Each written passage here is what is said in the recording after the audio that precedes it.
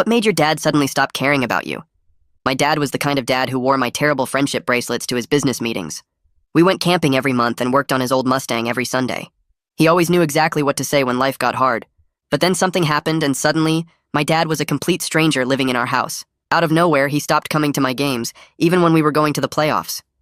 When I asked why, he just stared at his laptop and said he had work to do. He started locking himself in his home office the second he got back from his job at the accounting firm and wouldn't come out even when Mom knocked to say dinner was ready. He installed 3 new locks on the office door, which seemed insane for a room that just had tax documents and spreadsheets. When I tried to show him my report card with straight A's, he barely glanced at it before walking away without saying anything. The camping trip we'd planned for months suddenly got canceled because he said he needed to stay home. He stopped making eye contact and started flinching when Mom touched his shoulder. He started sleeping on the couch instead of in their bedroom. His boss called the house asking if everything was okay because Dad had been making weird mistakes at work and forgetting important meetings. I noticed he started paying cash for everything instead of using his credit cards, and he bought a new phone that he kept hidden in his jacket pocket. He would drive somewhere every night after he thought we were asleep, and his car would be gone for exactly 45 minutes. He'd come back looking more terrified than when he left. He removed all our family photos from his wallet and his desk at work, according to his secretary, who called Mom to ask if they were getting divorced. When I asked him to help with my science project about hereditary traits, he turned white and said he couldn't help me with anything anymore before locking himself back in his office. Mom tried to talk to him about what was happening, but he told her she needed to stop asking questions for her own good, which made her cry for the first time I'd ever seen. He started getting phone calls that made him go completely silent, and he'd just listen without saying a word before hanging up and staring at nothing for hours. He withdrew $20,000 from their savings account, and when Mom confronted him about it, he said it was already gone, and there would be more coming out soon. He stopped eating dinner with us and would only grab food when nobody else was in the kitchen, like he was avoiding being near us. The weird part was, he kept buying me things like expensive baseball equipment and a new bike and gaming system, but he'd leave them outside my door without a note.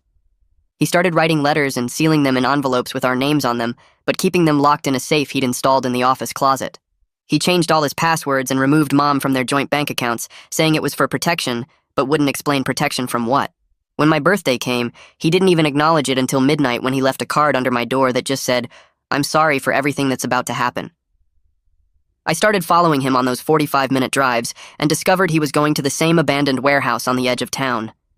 He would sit in his car staring at the building for exactly 10 minutes, then drive around the block 3 times before coming home. One night I saw another car there and Dad got out and handed someone a thick envelope before driving away faster than I'd ever seen him drive. He made me memorize phone numbers of people I'd never heard of and told me if anything happened I should call them, but never from our home phone.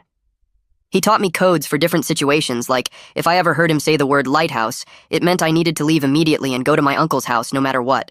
He gave me his father's watch and told me to keep it safe because someday I'd understand why it mattered more than anything else we owned. Then he started getting nosebleeds every day and losing weight even though he was eating normally, and Mom wanted him to see a doctor, but he refused. He would write in a journal, then burn the pages immediately after finishing them, and the smoke made the whole house smell. He stopped going to work entirely, and his company called to say he was fired, but he didn't seem to care at all. He pulled me aside and said he needed to tell me something important about who he really was and why everything was falling apart. But before he could explain anything, there was a knock at the door, and when Dad looked through the peephole, his face went completely white. He grabbed me by the shoulders and whispered, "Remember everything I taught you because they're here for both of us now." The knock comes again, and this time the whole house shakes like someone's using a battering ram on our front door. Dad's grip on my shoulders gets tighter, and his eyes go wide as he leans close to my ear and whispers the word that makes my blood run cold. Lighthouse. That's the code. The one that means I have to get out right now and run to Uncle Dawson's house no matter what. My legs feel like jelly, but Dad's already shoving his father's watch into my hand, the metal still warm from his pocket. He grabs my face with both hands and talks fast while the pounding on the door gets louder. "Remember those phone numbers I made you memorize? All of them. You'll need them soon." The voices outside are getting louder, and I can hear at least 3 different people shouting something about opening up. Dad's pushing me toward the kitchen and the back door, his hands shaking as he fumbles with the locks. "Go now and don't look back, no matter what you hear." The back door flies open and cold air hits my face as Dad practically throws me onto the back porch. I stumble down the steps and start running through the Johnsons' backyard, my sneakers slipping on their wet grass. The watch bounces heavy in my pocket as I jump over their garden fence and cut through the Miller's yard next door. My heart's pounding so hard I can hear it in my ears, and I keep checking behind me, but nobody's following yet. I duck behind their shed for a second to catch my breath and peek back at our house where I can see flashlight beams moving through our living room windows. The 3-mile run to Uncle Dawson's feels like 30 miles as I stick to backyards and side streets, avoiding the main roads where someone might spot me. Every car that passes makes me duck behind trash cans or bushes, and twice I have to hide when I see police cars driving slow through the neighborhood. My phone starts buzzing in my pocket, and Mom's name lights up the screen with a text asking where I am. She says police are at the house and wants to know why I'm not in my room. My fingers shake as I type back that I'm safe at Dawson's house, but I don't mention that Dad told me to run because I don't want to make things worse for him. 3 more texts come through from her, each one angrier than the last. But I shove the phone back in my pocket and keep running.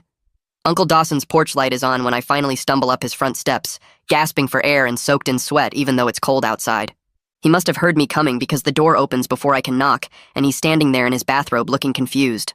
What happened? He pulls me inside fast and locks the door behind us, then grabs his phone from the coffee table. I try to explain, but I'm still breathing too hard to talk right, so I just point at my phone where Mom's messages keep coming through. Dawson reads them over my shoulder, and his face gets serious as he starts calling Mom's number. While he's waiting for her to answer, my phone rings with a number I don't recognize.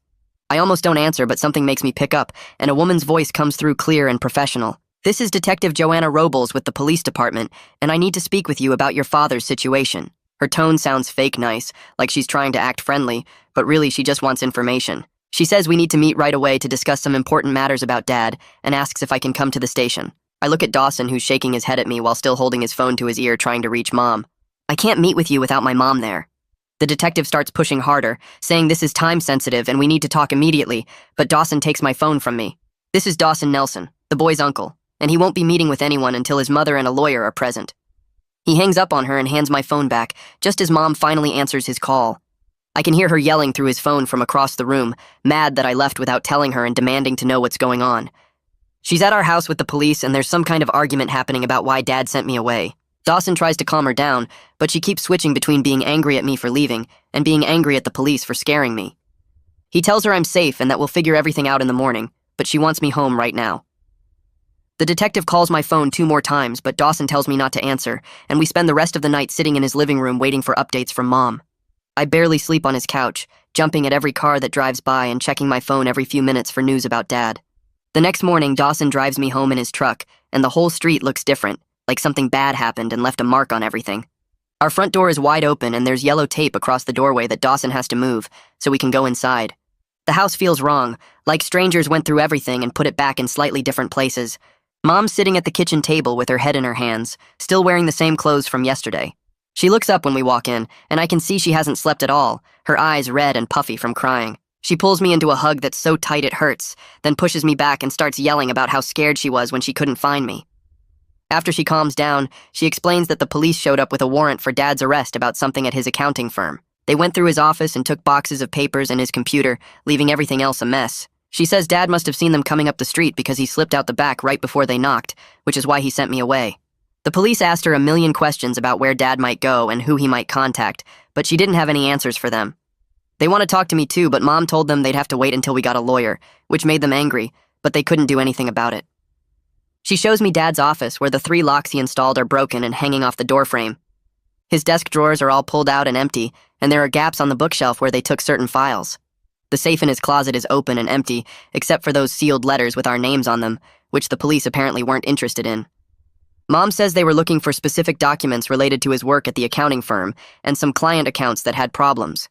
She doesn't understand what Dad did wrong, but the detective mentioned something about fraud and money laundering, words that make my stomach hurt. We spend the rest of the morning trying to put the house back together, while Mom makes phone calls to lawyers from the list Dad made me memorize. I head to Dad's office while Mom keeps calling lawyers, and the safe in his closet catches my eye right away.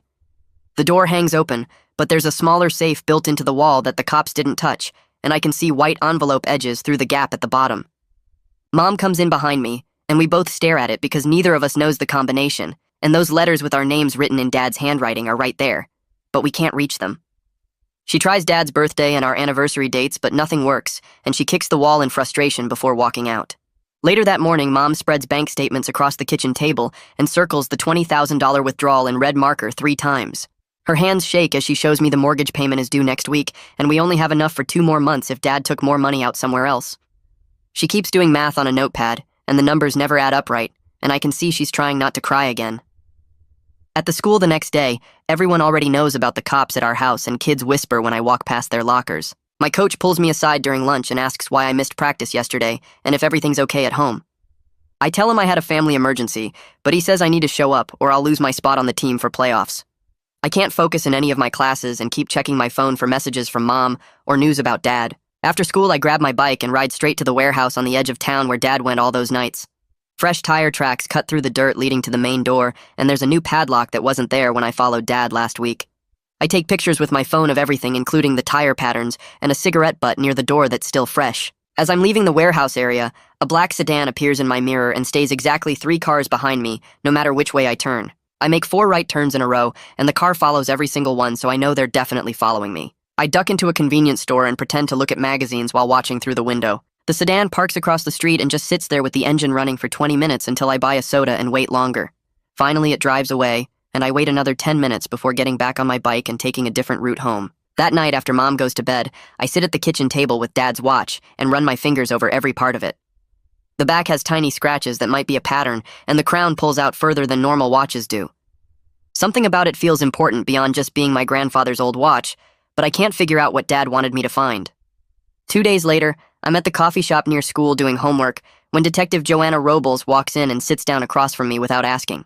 She says we need to talk about my father and pulls out a folder with his name on it. She tells me Dad's connected to something bigger at his accounting firm, involving a client named Lucius Gallo, who owns several businesses that don't seem to actually do anything. She explains Gallo has been threatening people who work at the firm and forcing them to move money through fake companies. She opens her laptop and shows me traffic camera footage from 3 weeks ago at the warehouse. The video shows Dad's car pulling up and him getting out with a thick envelope just like I saw that night. Another person takes the envelope and counts what's inside before nodding and walking away. The evidence makes everything suddenly real, and I realize Dad really was paying someone off just like the detective said. When I get home, I tell Mom what the detective showed me, but suggest maybe Dad's being forced to do this stuff rather than being guilty. She gets mad at first and says, I don't understand how adult problems work, and that Dad made his own choices. But then she starts crying because she's been thinking the same thing and remembers how scared Dad looked those last few weeks. We're sitting there trying to figure out what to do when my phone rings with another unknown number. I answer, but there's just breathing on the other end and industrial sounds in the background like machines running.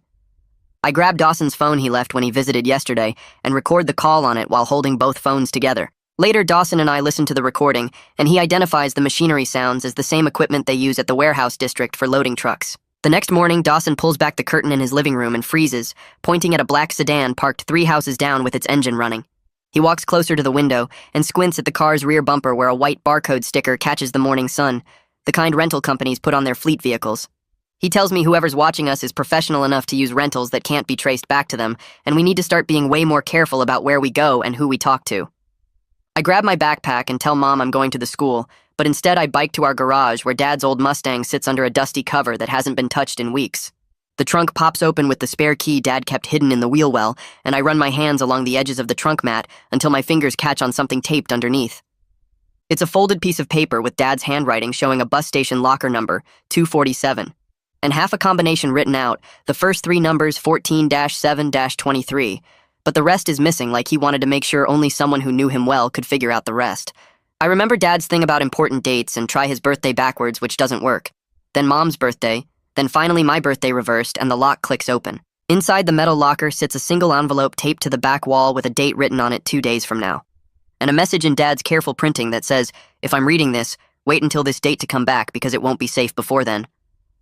My hands shake as I close the locker and reset the combination, wondering what Dad thinks will change in 2 days that makes coming back worth the risk. Back home, I pull out the list of phone numbers Dad made me memorize, and start with the first one, letting it ring 4 times before a professional voicemail picks up saying, I've reached the law offices of Martin and Associates, and to leave a message after the tone. I clear my throat and say my name is Leo Nelson, and I'm Henry Nelson's son. And I need help with something my dad told me to call about. Then I leave our home number and hang up, hoping this is part of whatever emergency plan Dad set up. 20 minutes later, my phone buzzes with a text from a blocked number that makes my stomach drop. Just 5 words that say, stop talking to cops or next payment doubles, followed by a date and time 3 days away at midnight. I screenshot the message and forward it to Detective Robles using a new email account I create at the library computer, typing a quick note explaining this just came through, and I thought she should know about it for her investigation, even though it scares me to share it. When I get home, Mom and Detective Robles are sitting at our kitchen table, and Robles is suggesting we should think about staying somewhere else for a while until things calm down. But Mom's face goes hard, and she says absolutely not. She stands up and crosses her arms, saying running away makes us look guilty of something when we haven't done anything wrong, and she refuses to abandon the house and life Dad worked so hard to build for our family. That night, I use money from my savings account to order a motion sensor camera online with overnight shipping, the kind that sends alerts to your phone when it detects movement. The next day, I climb up on a ladder and mount it under the eave of our garage where it has a clear view of our whole driveway and part of the street. Then I start keeping a notebook where I write down every car that passes with the time and license plate number when I can see it. For 2 days, nothing interesting happens except the same rental sedan drives by twice each day at different times, never stopping but always slowing down as it passes our house. Then at 3 in the morning, my phone buzzes with a motion alert, and I scramble to open the camera app, my heart pounding when I see Dad's car creeping slowly past our house with its headlights off. The car doesn't stop or even slow down much, but I can see Dad's silhouette in the driver's seat as he passes under the streetlight. And knowing he's alive and close enough to check on us makes my chest tight with relief and worry at the same time. I save the video clip and watch it over and over, noticing how he keeps his head straight, but I can tell he's looking at our house from the corner of his eye as he drives past. 3 hours later, an unknown number calls my phone, and when I answer, there's silence for a second before Dad's voice comes through quiet and careful, telling me we need to meet at the public library downtown tomorrow at 2 in the afternoon. He says to come alone, but make sure to sit at one of the tables near the front windows where other people can see us, and to bring the watch he gave me because he needs to show me something about it. His voice sounds tired and strained, but hearing it makes me want to cry with relief, and I tell him okay before he says he loves me and hangs up before I can say it back. Mom finds me holding the phone and I tell her everything, showing her the camera footage and explaining about the library meeting, and she immediately says there's no way I'm going alone to meet him. She grabs my phone and starts typing a message to Dawson, asking him to come over right now because we need his help with something important. 20 minutes later, Dawson pulls into our driveway, and Mom explains the whole situation while I sit there watching them argue about whether I should go at all. Dawson finally says he'll come with me and sit at a different table where he can watch everything that happens without Dad knowing he's there. Mom makes me promise to sit near the front windows where people can see us, and to leave immediately if anything feels wrong or dangerous. The next morning, I can barely eat breakfast because my stomach is doing flips thinking about seeing Dad for the first time since everything fell apart. Dawson picks me up at 1:30, and we drive to the library in silence except for him reminding me to stay calm and not make any sudden movements that might scare Dad away. We get there early, and I pick a table right by the main window, while Dawson grabs a newspaper and sits 3 tables over, pretending to read. At exactly 2 o'clock, Dad walks through the door, and I almost don't recognize him because he's lost so much weight, and his face looks hollow. He sits down across from me and keeps glancing around the room like he's checking for someone following him or watching us. His hands shake when he puts them on the table, and I notice his wedding ring is gone, which makes my chest hurt. He leans forward and starts talking in this quiet voice about how a man named Lucius Gallo came to the firm 6 months ago, claiming to need help with his businesses. Dad says Gallo slowly started asking him to change numbers on documents and move money between accounts that didn't make sense. When Dad tried to refuse, Gallo showed him photos of me at the school and Mom at the grocery store and said bad things happen to families who don't cooperate. He tells me Gallo has been forcing him to create fake companies and falsify tax documents to hide money from illegal stuff. Dad says he found evidence that could put Gallo in prison, but it would also hurt innocent people at the firm who don't know what's happening. He starts listing dates like March 15th when Gallo first threatened us, and April 3rd when he made Dad set up a shell company called Apex Holdings. He names 5 other fake companies they created to move money around and says Gallo has at least 3 cops on his payroll, which is why he couldn't trust anyone. Dad keeps looking at his watch, my grandfather's watch that he gave me, and tells me to look at the back of it carefully later. He says there's something important about it that I need to find, but he can't say more here because Gallo might be listening somehow. I reach into my pocket and feel the watch's weight, wondering what secret it holds that could help us get out of this mess. Dad stands up to leave but grabs my hand for just a second and squeezes it, before walking out without looking back. Dawson waits exactly 2 minutes before coming over to my table, and we leave through a different door than Dad used. In the car, I pull out the watch and start examining every inch of it, running my fingers along the edges and pressing on different parts. Dawson suggests we go to his house where it's safer, and we can really look at it without worrying about being watched. At his kitchen table, I use a butter knife to carefully pry open the back panel, and a tiny memory card falls out onto the table. We plug it into Dawson's laptop and find folders full of audio recordings and scanned documents with dates going back months. The recordings are Gallo's voice making threats and giving Dad specific instructions about which laws to break and how much money to move. There are bank statements showing millions of dollars moving through the fake companies and emails between Gallo and other people discussing their illegal operations. Dawson makes a copy of everything on his computer while I call Detective Robles and tell her I need to meet with her immediately. She agrees to meet me at a coffee shop downtown, and I bring one of the USB drives Dawson made with all the evidence. I sit down across from her and put the USB on the table, but keep my hand on it while I explain my conditions. I tell her she needs to guarantee protection for Mom with no harassment or surprise visits to our house, and absolutely no dramatic arrest scenes in our neighborhood. In exchange, I'll share everything I know about Gallo and help them build their case against him, but only if they keep us safe. She agrees to my terms and takes the USB, saying she'll have officers watch our house without making it obvious they're there.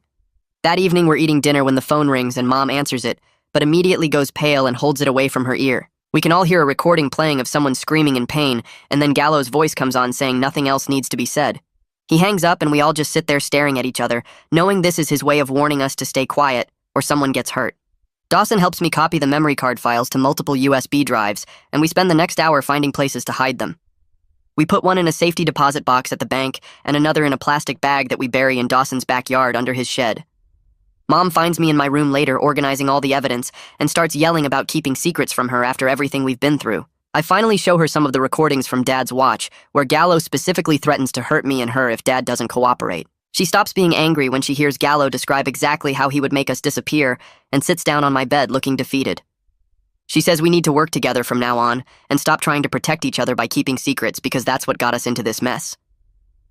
The next morning, an unmarked car is parked across the street, and Detective Robles texts me that it's one of theirs keeping watch. Mom doesn't like the idea of being under surveillance, but admits it's better than having no protection from Gallo's people who could show up anytime. My phone rings during lunch, and it's the school office saying the principal needs to see me about my attendance record immediately. I walk into his office, and he shows me a list of all the days I've missed and says I'm being suspended from the baseball team effective immediately. He says I'll miss playoffs and possibly lose my spot permanently if I don't start showing up to every class and practice from now on. It hurts hearing him say it, but compared to keeping my family alive, missing some games feels like nothing at all. 2 days later, Detective Robles texts me to meet her at the mall food court instead of the coffee shop we usually use. I get there early and spot her sitting near the fountain pretending to read her phone while actually watching everyone who walks by. The place is packed with weekend shoppers, which makes it harder for anyone to watch us without being obvious. I sit down across from her and slide the USB drive across the table, inside a folded napkin like we planned. She takes it without looking at me, and keeps scanning the crowd while explaining their next move. She says they need to arrest Dad first to get him into protective custody before Gallo realizes what's happening. It sounds backwards to arrest the victim, but she explains it's the only way to keep him safe while they build the bigger case against Gallo.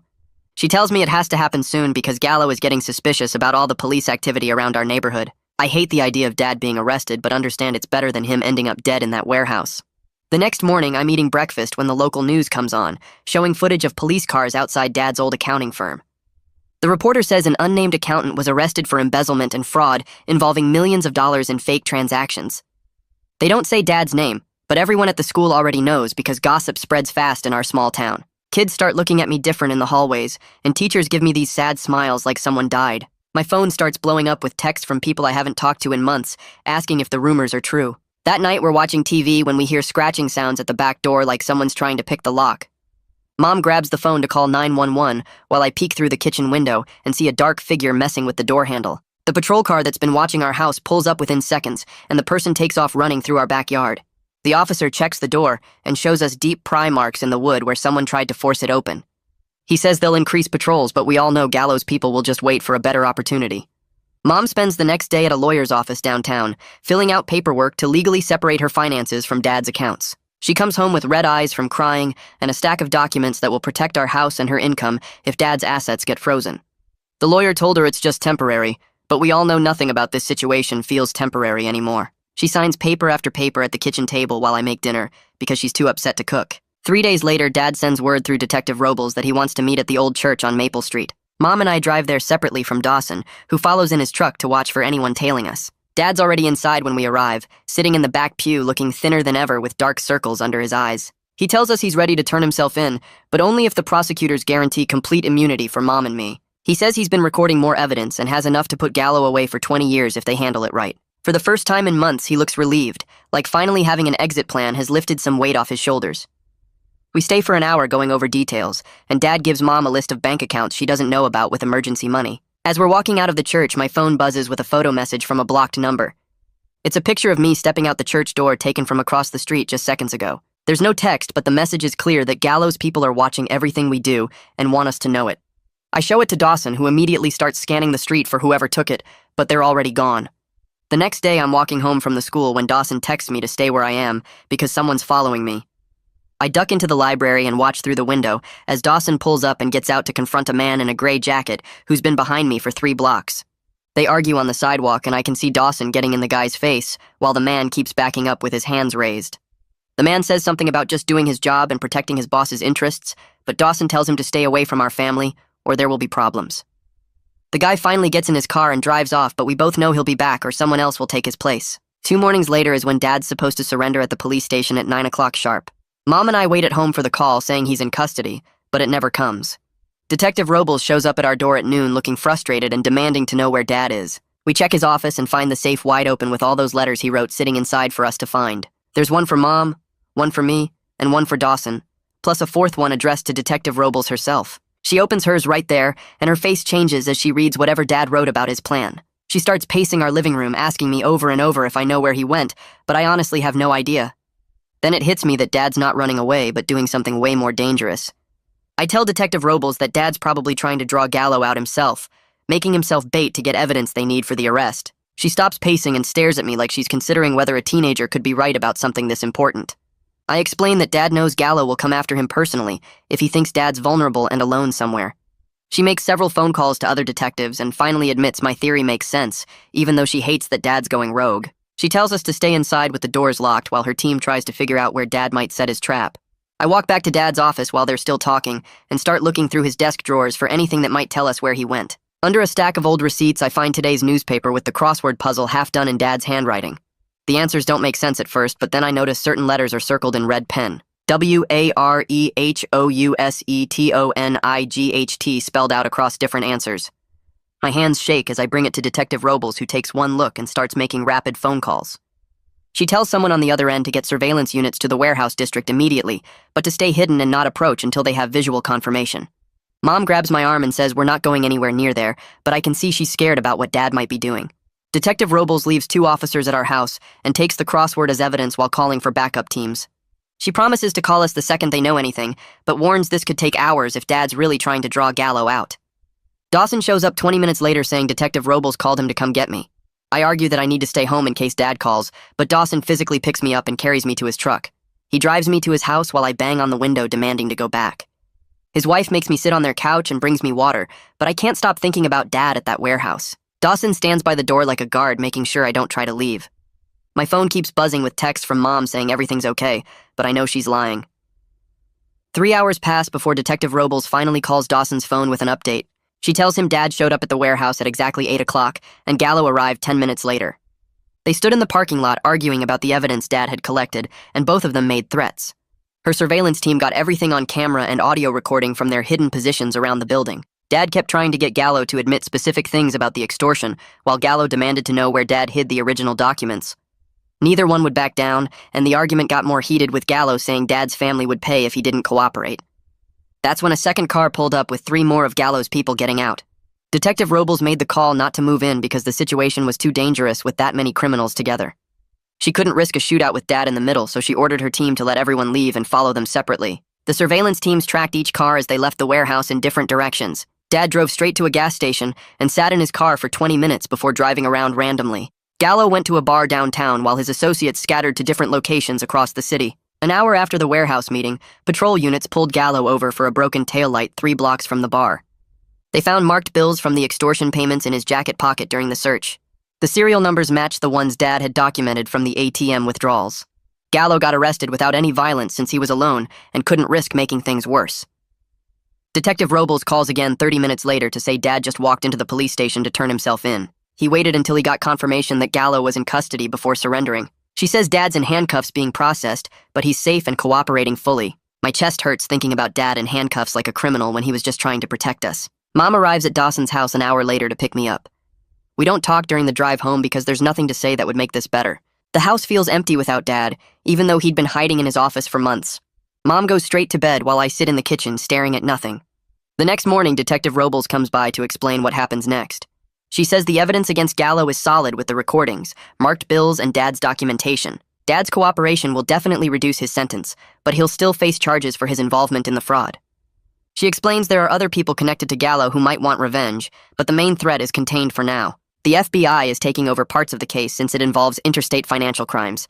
Dad will stay in protective custody until the trial to keep him safe from anyone who might try to silence him. She gives Mom a card for a victim's assistance program that can help with legal costs. That afternoon, I get called to the principal's office where they explain I've missed too much school. The principal says they understand the family situation, but I need to make up the work to graduate. They create a plan for summer courses that will let me finish on time if I pass everything. Coach is there too and tells me I've lost my spot on the team for the playoffs. It hurts, but I understand since I haven't been to practice in weeks. The school counselor gives me information about support groups for families dealing with legal problems. I spend the rest of the day in classes trying to act normal, but everyone knows something happened. Some kids whisper when I walk by while others just stare. My friend from before this all started offers to help me catch up on assignments. I take him up on it because I need something normal in my life right now. Mom starts filling out job applications at the kitchen table that weekend, circling ads in the newspaper with a red pen and making phone calls. She gets an interview at a medical office downtown on Monday and borrows professional clothes from her sister since she hasn't worked in years. The office manager offers her a part-time position doing billing and scheduling, starting immediately at $15 an hour. She accepts on the spot and comes home with folders full of training materials to study. She meets with 3 different financial advisors that week, spreading bank statements and bills across the dining room table while they explain our options. One advisor helps her set up a payment plan for the mortgage that gives us 3 months before we have to start making full payments again. Mom opens her own checking account for the first time in 20 years and starts tracking every expense in a notebook. She sells Dad's golf clubs and some jewelry to cover this month's utilities and groceries. The following Tuesday, I take 2 buses to the county jail for visiting hours, signing in at the front desk and going through metal detectors. They lead me to a room with thick glass windows and phones on both sides, where other families are already talking. Dad walks in wearing an orange jumpsuit and sits down on the other side of the glass, picking up the phone slowly. He looks thinner but cleaner than he has in months, like he's actually been sleeping. He tells me his lawyer thinks he'll get 2 years with good behavior, maybe 18 months if the testimony goes well. He says protecting us was worth whatever happens to him and starts crying when I tell him about Mom's new job. The guard gives us a warning when our 30 minutes are almost up. Dad puts his hand against the glass and I match it with mine before they take him back. Detective Robles calls that night with bad news about Gallo making bail through his connections. She says he put up his business properties as collateral, and some judge approved it despite the prosecutor's objections. A patrol car will stay on our street and she gives us new emergency numbers to memorize. Mom starts packing important documents into a fireproof box and keeps it by her bed. Dawson comes over the next day with a rental truck to help us move furniture. We decide to rent out our house furnished to a family from Mom's church who need a place quickly. They'll pay $1,200 a month, which covers most of the mortgage payment. We load boxes of clothes and personal items into the truck while neighbors watch from their windows. Dawson's guest house is smaller, but has 2 bedrooms and sits behind his main house with its own entrance. Mom takes the bedroom while I set up in what used to be Dawson's home office. We unpack the essentials and leave the rest in boxes stacked in the garage. That Saturday morning, my old friend from freshman year texts, asking if I want to run with him. We meet at the park and do 3 miles without talking about any of the stuff that's been happening. He just tells me about his girlfriend and complains about calculus while we keep a steady pace. We start meeting every morning at 6:30 before school, running the same loop through the neighborhood. It feels good to sweat and move without thinking about court dates or threatening phone calls. 2 weeks later, the prosecutor calls to say Dad's plea deal is final. He'll testify against Gallo in exchange for minimum security placement at a facility 2 hours away instead of the state prison. He gets credit for time served and could be transferred to a halfway house in 8 months if everything goes smoothly. Mom cries with relief when she hears he won't be with violent criminals. That afternoon, we finally have the combination to Dad's safe from his lawyer. Inside, we find practical stuff like copies of insurance policies, bank account numbers, and the deed to the house. There's also a safety deposit box key taped to an envelope with detailed instructions about which bank and what documents are inside. His letter to us is short, just saying he loves us and explaining where he hid cash in various places around the house. At the bottom of the safe are family photos from before everything started, including one from my last birthday when we were all still normal. Mom puts that photo on her nightstand at Dawson's house. 3 weeks after moving in, we're packing the last boxes from our old house when the renters arrive early with their moving truck. I help them carry in their furniture while Mom does a final walkthrough with them, pointing out where the circuit breaker is and how to work the thermostat. I text Dad from the jail's messaging system about making the varsity track team for spring season. He writes back immediately saying he's proud and wishes he could watch me run. The patrol car still sits at the end of our old street as we drive away with the last load. Mom enrolled me in a different school across town where nobody knows our story. I eat lunch alone, but that's better than everyone staring and whispering. We're learning to live with our new normal, even if normal means checking for cars following us and keeping emergency cash hidden in our shoes. And that's the end, folks. If you actually enjoyed this, you might want to subscribe. Though honestly, I'd question your judgment.